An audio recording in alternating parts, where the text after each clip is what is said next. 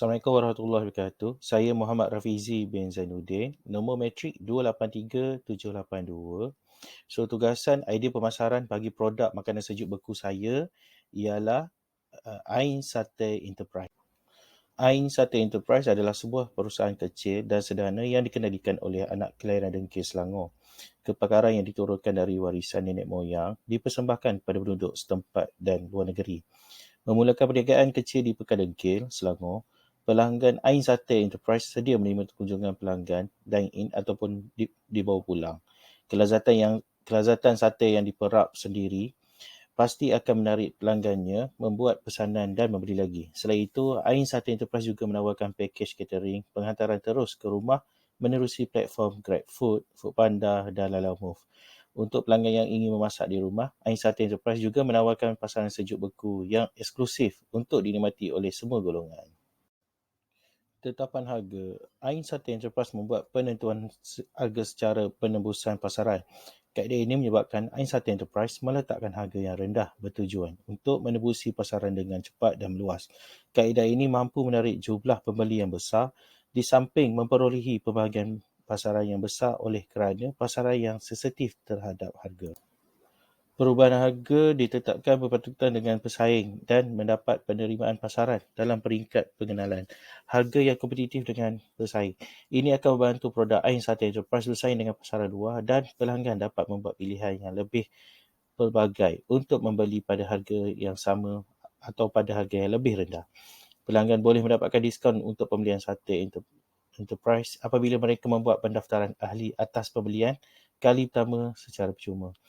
Ain Sate Enterprise telah mengenal pasti beberapa segmen yang mereka boleh memenangi hati pelanggan berpotensi dengan beberapa produk seperti pemasaran demografi dan tingkah laku. Demografi produk yang lebih murah dan mampu dimiliki oleh pelbagai golongan pendapatan dan juga sesuai untuk pelbagai generasi umur dan pelbagai kaum dan agama.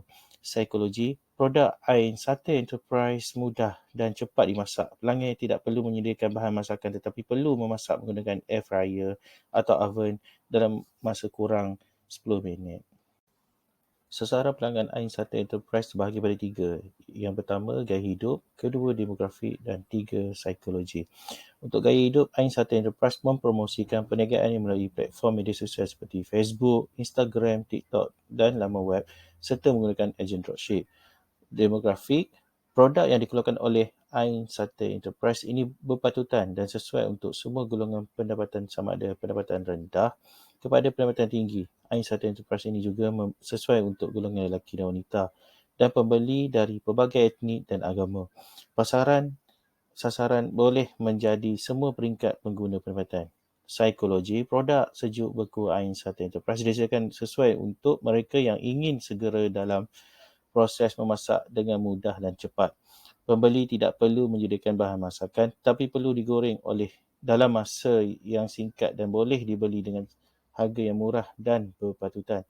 Sasaran adalah seperti pekerja sektor kerajaan dan swasta, pelajar atau jamuan majlis. Strategi promosi Ain Sate Enterprise. Yang pertama, promosi jualan. Kad keahlian yang diperkenalkan untuk pelanggannya dan ejen dan stokis. Hanya pemegang kad akan menerima diskaun apabila membeli produk di Ain Sate Enterprise. Kedua, periklanan. Ain Sate Enterprise fokus dengan periklanan untuk memperkenalkan produknya. Tumpuan periklanan melalui media sosial dan ejen. Ketiga, sampel dan testimoni. Ain Sate Enterprise mengambil inisiatif dengan mendapatkan maklum balas yang buruk dan baik daripada pelanggannya untuk diperbaiki kelemahan dari masa ke semasa.